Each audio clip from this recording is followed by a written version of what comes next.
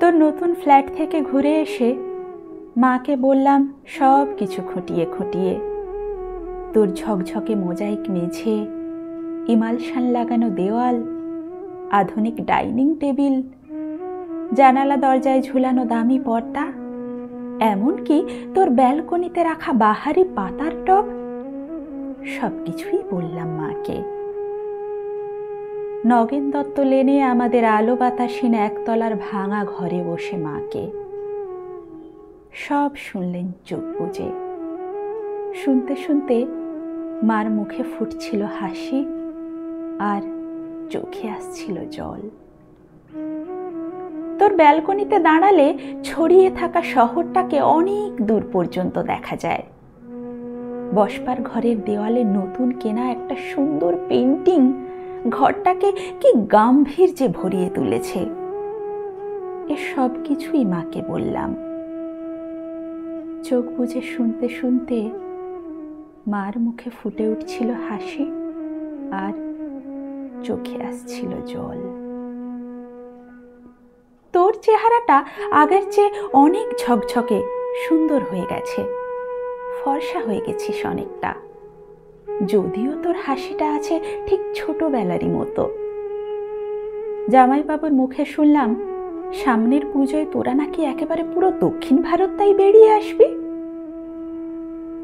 মা নগেন দত্ত লেনের ভাঙাচোরা ঘরে বসে এইসব শুনতে শুনতে হাসছে, আর কেন জানি না মার চোখে এসেছে জল। সবকিছুই বলেছি দিদি, শুধু তোর ডাইনিং স্পেসে রাখা দুধ সাদা রঙের ওই ফ্রিজটার কথা মাকে বলিনি। তোর বিবাহবার্ষিকীর উজ্জ্বল সন্ধ্যায় তুই যখন গা ভর্তি গহনায় অপরূপা হয়ে ফ্রিজের মাথায় হাত রেখে হাসছিলি, তখন যে তোকে কি দারুণ সুন্দর লাগছিল, মাকে বলিনি সে কথাও। বিবাহবার্ষিকীর সন্ধ্যায় তোদের আনন্দ উজ্জ্বল অ্যাপার্টমেন্টে তুই আর জামাইবাবু যখন ওই ফ্রিজটার পাশে দাঁড়িয়ে হাসি মুখে মালা বদল করছিলে বাবুদের রসিক বন্ধুদের অনুরোধে, আর ক্যামেরা ফ্ল্যাশ ঝিলিক দিয়ে উঠছিল উপচে পড়া খুশির মতো, তখন ঠিক তখনই দিদি আমার চোখের সামনে স্পষ্ট হয়ে উঠেছিল হাসপাতালের করিডোরে বাবার ভেঙে পড়া মুখ। ভেতরে মা তখন অপারেশনের পর অচৈতন্য।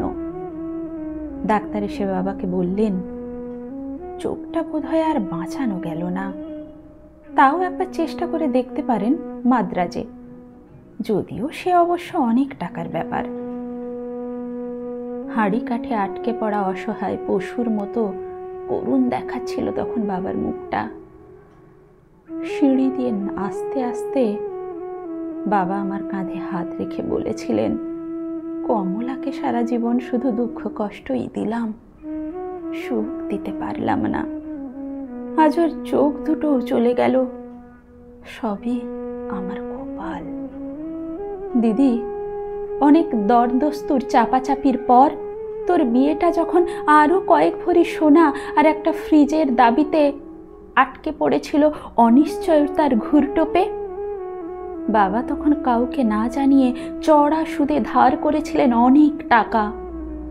সামান্য মাইনের প্রাইভেট কোম্পানিতে চাকরি করা বাবা বেঁচে থাকতে থাকতে অন্তত একটা মেয়েকে পার করার দুরন্ত আশায় ঝুঁকি নিয়ে ফেলেছিলেন অনেকটা।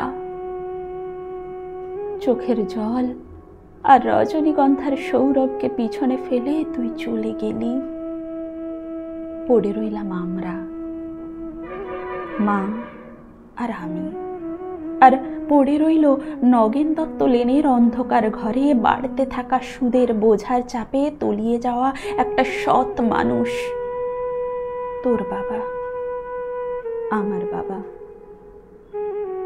দিদি, তোর গা ভর্তি গহনা আর ওই দুধ সাদা ফ্রিজটার কথা মাকে বলা হয়নি কিছুতেই।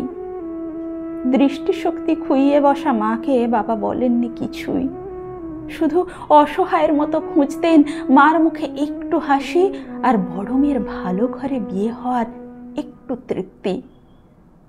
সে হাসি খুঁজতে খুঁজতে ক্লান্ত বাবা চলে গেলেন। এখন নগেন দত্ত লেনের ভাঙা ঘরে বসে মা আর আমি আনন্দেই আছি। একটা আনন্দই বোধহয় সবচেয়ে বড়। এ বাড়িতে আর কোনোদিন সানাই বাজবে না, সাহানায়। সানাই, রজনীগন্ধা, বেনারসি, হইচই এসব অপ্রাসঙ্গিক হয়ে থেকে যাবে চিরকাল।